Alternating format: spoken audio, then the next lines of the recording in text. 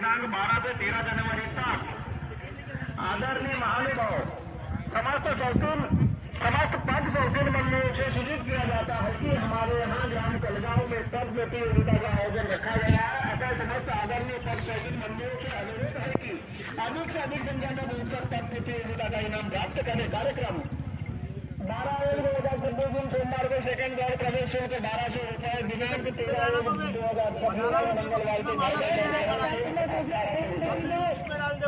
मैं उधर से आता हूँ ना, थोड़ा सा उधर से आता हूँ बोला। ये बना के डालना यूट्यूब में, तो कितने दिन से बोल रहा हूँ उनका।